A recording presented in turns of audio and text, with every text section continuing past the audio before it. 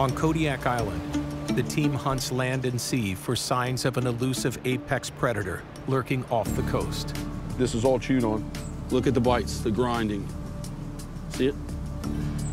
30 miles away, Tracy gets a lead from an intelligence contact she hopes will give her insight into unusual activity in the area. Hello? Hey, I got something for you. Do you have access to email? I don't right now, but I can pull over and have access in a few minutes. Okay, I'm sending you something right now. Let me know if you need anything else. Okay, thanks. Working in the military like I did, you make a lot of contacts.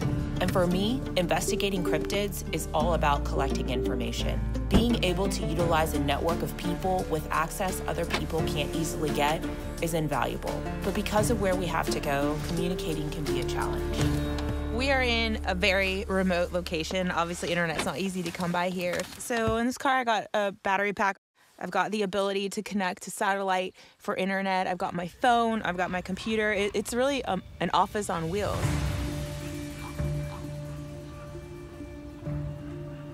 Wow.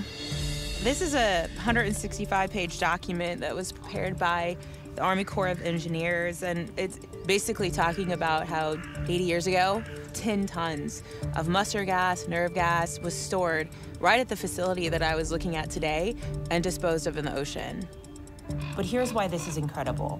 The sightings of the Kodiak sea monster started less than 30 years after the dumping started. Mustard gas is a chemical warfare agent developed in the 1800s. There is little information on its effect on sea animals, but it is considered a mutagen due to its effect on DNA and potential to cause abnormalities during cell division. This stuff kills people. This stuff causes birth defects, genetic mutations, and all of it was dumped in the waters here. I started out looking for submarines and ways the government was involved possibly in this. Here in Kodiak, makes sense. There is a Coast Guard installation here that's really large, and a submarine is a large submersible, but this is what I was not expecting, and I think this probably has a bigger impact in terms of what we're looking at.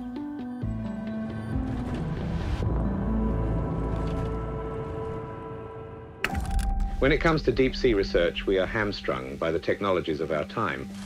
But for every step forward in technology, we discover something formerly believed to be undiscoverable or non-existent.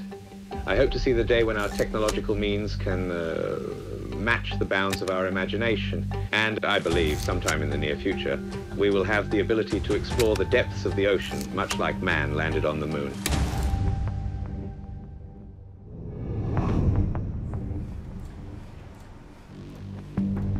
After 2 days of dead ends in their hunt for the elusive sea monster, the team regroups to determine a new direction. Brittany and I met up with a really compelling witness, and at his estimate, 20-foot fin came up behind him and his surfer friends. So 20 feet's a little exaggerated to me for no one else to see. That's massive. I mean, that's a sailboat chasing you. Based on what you're saying, the eyewitness told you, that's not shark behavior at all. So I would definitely rule out sharks as a large predator. But a large orca will come up and it'll show that fin sometimes. If you see an orca in person, Justin and I have seen real orcas in person, their dorsal fin is giant. So if it's a male and you're scared, I mean, 11,000-pound animal is intense. That's to say the least. But the way this was described wasn't a dorsal fin, it was a pectoral fin, as if it was going this way underwater like this.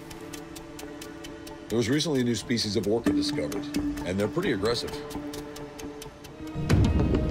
The Biggs killer whale is a newly identified species of orca that travels in small groups, preys primarily on squid, and has no natural predators. They have distinct features including a pointed dorsal fin, closed saddle patches, and unique oversized paddle fins that set them apart from other orcas. So Tracy, you brought up a really good point about maybe we're looking at something non-biological. I want to add another military explanation into the mix. I have a really interesting report from the Army Corps of Engineers. So mustard and nerve gas was dumped immediately after World War II into the ocean around the area. And so the question then is, what can this do to sea life? it actually can alter your DNA. And that takes decades, right? So I would imagine you would start to see mutations. It might account for some of the spottings of animals that don't look like animals that we're familiar with. This is baffling for me because now this just opens up a whole new culprit that we never would have even thought about, honestly. So listen to this. We did find a whale carcass. It's been there a while. It really was heavily decayed. Could you kind of tell perhaps how it died, what could have killed her? You think it was natural? We don't know what killed it. We have no idea. But there was still flesh on it. And it was pumping all this oil and juice out of its blubber. It smelled wonderful. There's still flesh and guts on that whale. We need to grab some of it and mix it up with the chum. That's awesome. So if you get the boat out there and you can chum and see, I mean, it's going to be tempting. Because, I mean, that's tasty water to them. Maybe it will draw in whatever creature dines on it in the first place.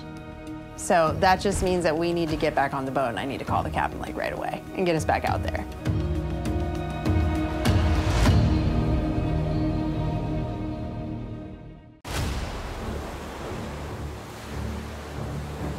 So are we coming up on the trench here? Yeah, looks like we're almost there.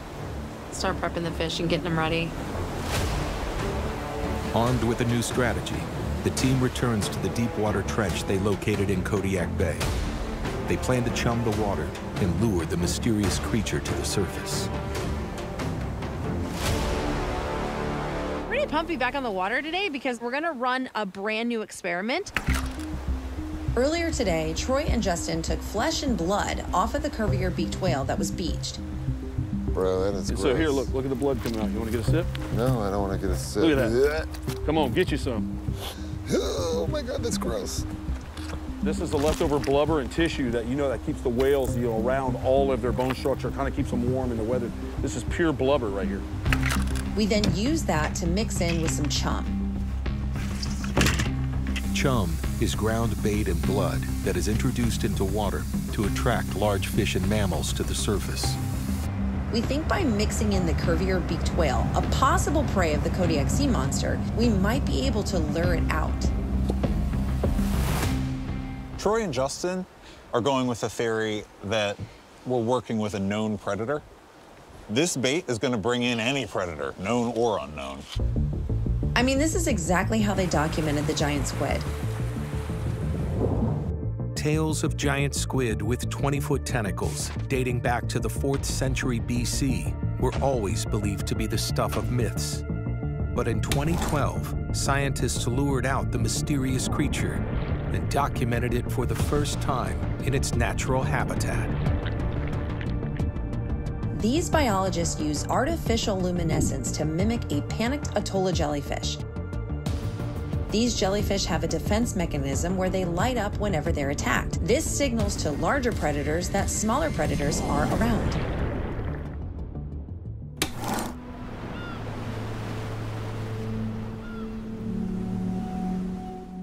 At a local dive bar, Tracy interviews another witness of the elusive Kodiak sea monster, a commercial fisherman with historic insight into just how long the creature has stalked the icy waters. All right, well, Toby, it's really nice to meet you. I appreciate you taking the time to meet with us, and I have a few questions to ask you, if that's okay. Sounds great. I'm Toby Sullivan. I'm a commercial fisherman here in Kodiak. I'm also the executive director of the Kodiak Maritime Museum, and I write for the local paper on occasion. There's been reports, obviously you live in Kodiak, of a sea monster around here. Can you tell me about those reports, what you've heard, what you've seen? Well, I know of two incidents decades apart, but they seem to describe the same phenomenon, creature, animal, whatever you want to call it. Where were these reports? These are on the west side of Kodiak Island. Stories that I've heard came from people who I believe they saw what they saw. They're credible people. Some of them are friends of mine, and I have no reason to doubt them. Well, I will tell you that decades ago when I was on deck crab fishing, we used to joke around that there was some life form on the bottom, like genetic mutations or something. And he's talking about those chemicals that were down there. So a colleague of mine in the government sent me this report by the Army Corps of Engineers that talks about 10 tons of chemicals, particularly mustard gas and VX gas, that was disposed of off of Fort Greely. I actually was unaware that those kind of chemicals were dumped off Kodiak. Well, you're welcome to read the report if you'd like. Yeah. I write these monthly pieces for the Mirror, and this is a story right here. They're discovering new species all the time, especially in the ocean, just because it's deep, it's far away, we don't know much about it. There's a lot down there we've never seen before, so who knows, right?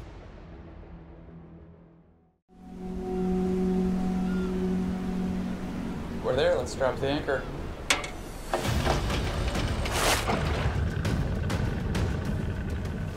All right, we'll tether it up, and that way, hopefully, whatever we've been chumming will be drawn in even closer to us. Yeah. Dropping the bait in the water to lure out the creature is the first part of the experiment. The second part of the experiment involves sound. We're actually gonna be dropping a speaker in and using a hydrophone, and I'm really hoping for a lot of success. This is sensitive right here. This is what picks up the sounds. So we don't want anything hitting that, so this is necessary before we throw it over.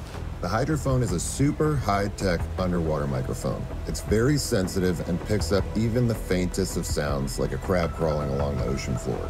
We're gonna use a speaker as well. We wanna play some whale sounds, and we're hoping that the chum and sounds of potential prey can lure it out. For many marine organisms, sound plays an essential role in critical activities, from communication to navigation, and even in hunting methods, where sound can be used to disorient or disarm prey. Some marine species, like orcas, have distinct language, with a unique dialect from pod to pod. Since the Kodiak sea monster is believed to prey on orcas, the team will use specific calls to try and draw it in. We're gonna do everything we can to put eyes and ears on whatever we can in the water. So while Troy and I are listening, Brittany's gonna be looking out topside, and Charlie's gonna be watching the sonar. This whole case started with Sanderson and a sonar image. What we have now is far more technologically advanced, and that's gonna help us build on that investigation. Hydrophone deployed. Okay, so we're good here. All right. Under the general heading of collecting, fieldwork and expedition are the most invigorating parts of the hunt. Printed and taped material acquired by secondary means is beneficial, but capturing physical evidence and having a first-hand account are far superior. Okay, Brittany, Charlie, you ready? Time to bring in some animals. So at this point in the investigation, there's only a few culprits left that we can look into. We're really only down to two things. Something we've never seen before, or it's going to be something in the whale family or marine mammal. Or possibly mutated. That's extremely large. Well, I'm gonna give you the killer whale first. All right, ready? Boom.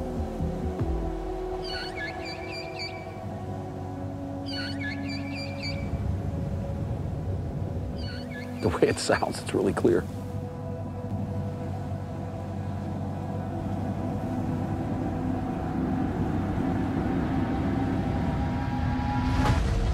All right, we've got orcas. Let's see if we can attract something bigger. What about an orca distress call? That's really going to lure something big in, you know, and if you're looking for something that's not normal, most big predators are attracted to distress, and they're going to learn that behavior quick. Let me see what we got here.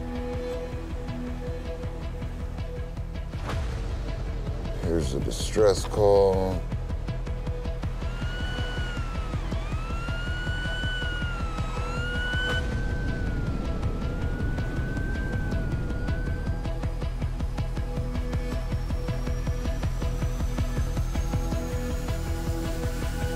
So then let's just listen for a moment.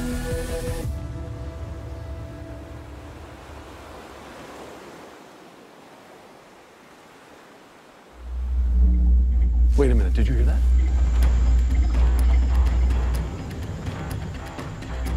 Oh, dude, it's getting louder. Hey, Brittany! Britt! Yeah. Listen. Oh! Troy! Justin! Hey, you gotta come see this. What is it?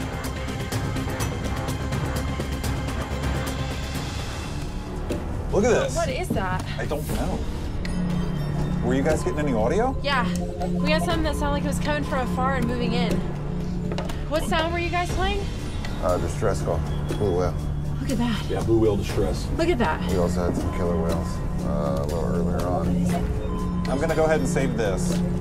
That is. We're not getting clicks back either, so it's not. That's I don't not. think it's a killer whale. That is not nothing. It's not small either. No. I don't really know what that is. Charlie is monitoring the sonar to see if there's any type of animals coming under our boat. And right when our mic started picking up a mysterious sound, an 80-foot-long figure popped up on the sonar. We don't know yet if these two elements are connected. Good job, Charlie. Good catch. Well, something's around. Something's big and something's moving with us. We got data points. I know. And So that now we just have to correlate them. is awesome. The fact is, our sonar picked up something large under our boat. Combined with the sound Justin and Troy picked up, we could be looking at evidence of a large marine animal. But we have to dig deeper for more proof.